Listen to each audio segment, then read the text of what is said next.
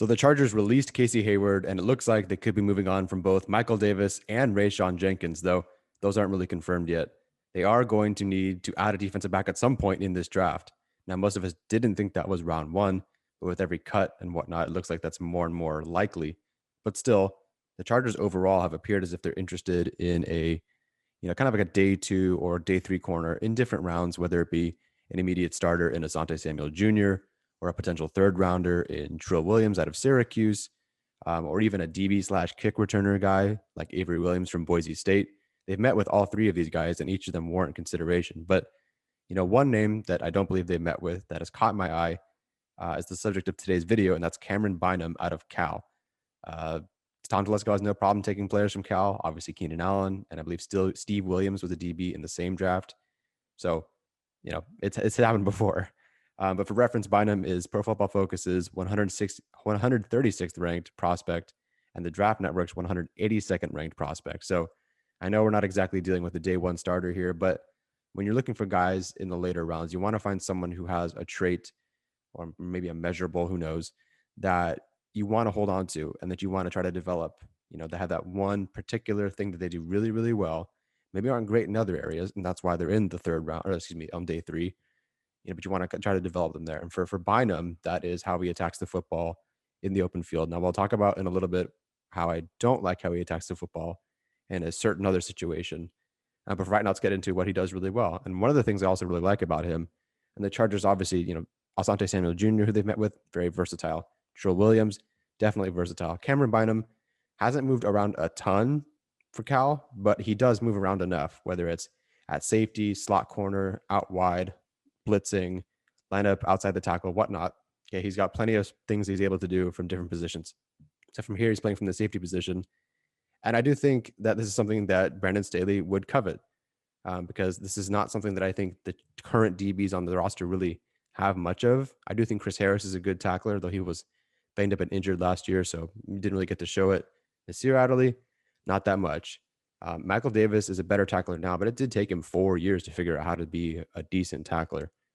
And with Rayshawn Jenkins leaving and Aloha Gilman being there, there's not a whole lot of great tackling in the secondary, of course, except for Derwin James. Couldn't forget him. You guys would delete or dislike the video immediately if I forgot him. But here I just want to show you what Bynum does. And I believe the play is projected to go to the left, but Bynum reads it correctly, shifts over back to the middle, and it makes a great tackle. It's one thing when you look at tackles, you don't want to just see the guy that, meets him 8 yards downfield and kind of wraps up. And yeah, he drops him immediately, and it's not a missed tackle, but you still allowed 8 yards. So you want to see him try to make these run stops, right? Within 3 yards of the line of scrimmage. And, well, let's see how he does that here.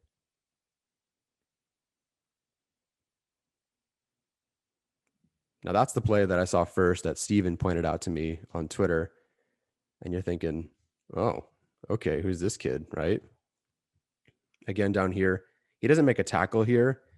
One of the things that I noticed about this draft class is a lot of these corners are kind of a wuss when it comes to, trying to go after the run. Some of these guys like Eric Stokes, who I love, who's a much, much better coverage corner, is kind of passive against the run. I don't like that in my corner. It's kind of why a lot of a lot of fans like J.C. Horn so much, or like Asante Samuel Jr. And I think this trait is rare. A lot of these receivers can block really, really well, or are really engaged in trying to block.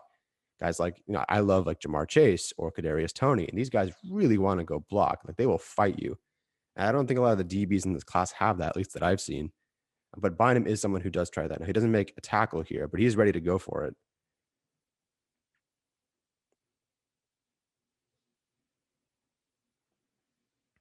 I know that's very, simple, small, but I do still like that. On this play, Bynum is reading the option here. And now he has a couple of decisions to make depending on what happens. But when he's unblocked, and he's going to be unblocked, what you want to do is come from your spot and fill the space here. So the quarterback does, has to make some sort of decision. Now, the running back ends up going to the right, our left, if we're looking at it from here. So he has a very easy decision to make, which is get the quarterback. But still, he immediately fills that space, and then he makes a play on the ball, which is what you want to see, of course. And again, versatile, right? First play, lined up at safety. Second play, we had him lined up at outside corner. This play, he's lined up outside the tackle.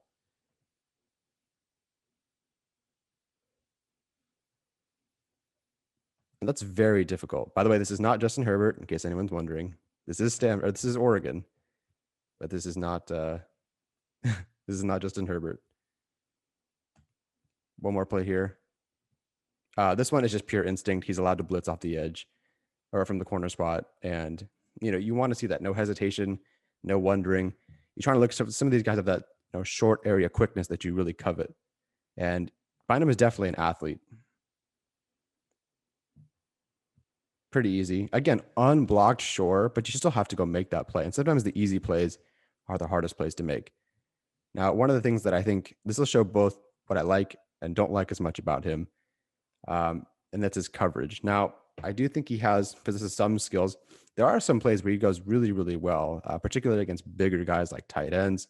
I think he can mirror those guys pretty well. But occasionally with the shiftier guys, he does have an issue, typically on like a comeback or a hitch or curl or whatnot.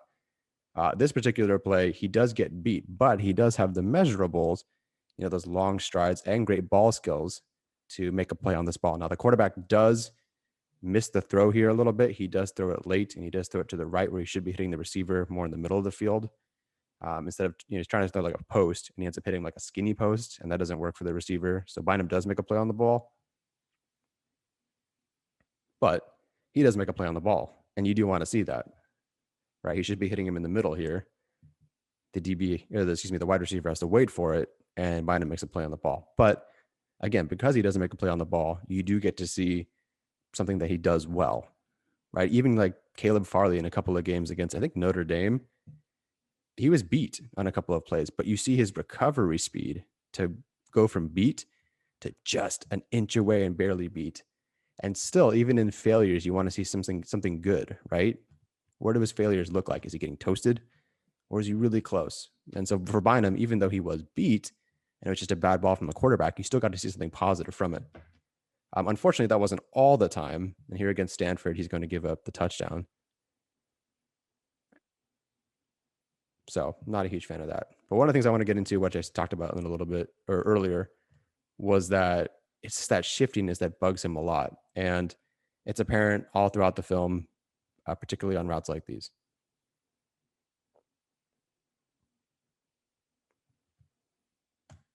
Okay, right there, that's a huge gap. That's almost a 4 or 5 yard gap between him and the receiver. Sorry, my screen keeps popping up with the name of the video that I cut up. But that's definitely an issue for him to not be able to drop his hips and turn around as quickly as he can. He's fortunate that the throw was really bad here. So, yeah, poor throw from the quarterback. But same thing here. And this time, the quarterback does not target him, but you see kind of the same issue.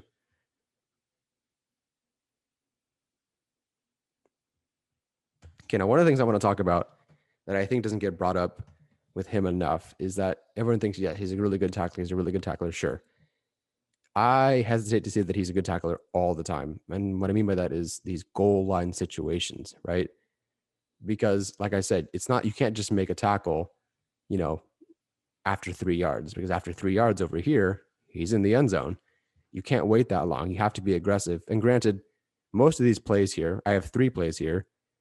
It's not like it's his fault, right? That he isn't making these tackles, right? Someone is blocking him or other guys did not do their job.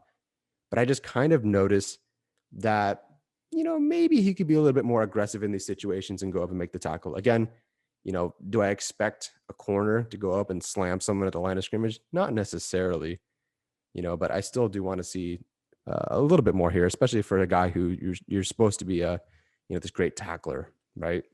So I'm just going to play all 3 plays and you'll see. Bynum will be motioning over with the receiver here. And here we go.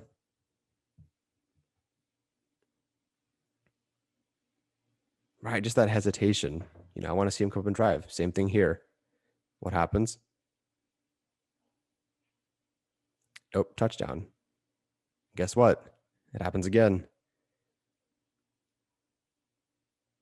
And again, I'm not saying that's his fault. I'm not saying that, he's a terrible tackler because of it. But when you see enough plays, where you start to see a bit of a pattern where, he's kind of just getting washed out in these run plays, you start to notice.